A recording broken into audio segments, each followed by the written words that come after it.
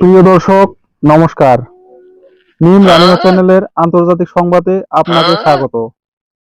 বাসতলায় বসে খবর পড়ছি, আমি চাকলু মুস্তান, এবং আপনারা দেখছেন মঙ্গল গ্রহের বাসতলা থেকে প্রচারিত বিশ্বের একমাত্র নন স্যাটেলাইট ভুক্ত মিসাইল বহনকারী বাস প্রদানকারী প্রথম পারমাণবিক মিম চ্যানেল মিম রানীগঞ্জ।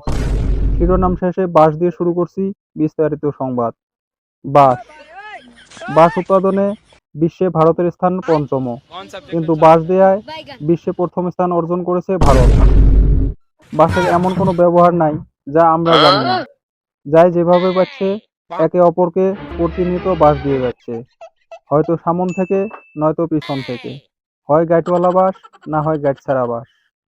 গবেষণায় দেখা গেছে আমরা গাইডওয়ালা বাস দিতে বেশি পছন্দ করি।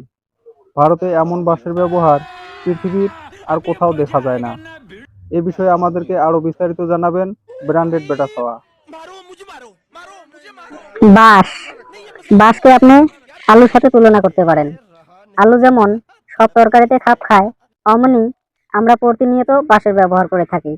বাসের গুণাগুণ বলে শেষ করার মতন না। আপনার আশেপাশের লোকজন প্রতিনিয়ত আপনাকে বাস দেওয়ার জন্য প্রস্তুত থাকে। বাস দেওয়াতে আমরা যেন পিএইচডি ডিগ্রি অর্জন করে ফেলেছি। না হলে কি এত সূক্ষ্মভাবে কেউ বাস দিতে পারে? বহুতল ভবনে মানে বিল্ডিং এ আপনি রডের বদলে বাঁশ দিতে পারেন।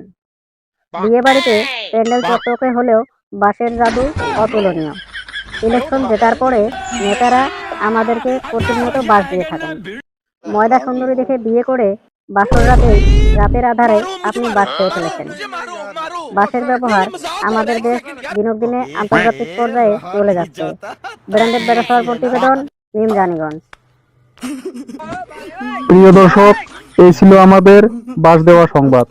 আমাদের বাস নিয়ে উপকৃত হলে ভিডিওটা শেয়ার করতে ভুলবেন না, এবং এই প্রতিবেদনে যথাযথ বাস দেওয়া হয়েছে কিনা কমেন্টে জানাতে ভুলবেন না। আমাদের পরবর্তী বাস নিতে চ্যানেলটি সাবস্ক্রাইব করে আমাদের সাথেই থাকবেন। ধন্যবাদ।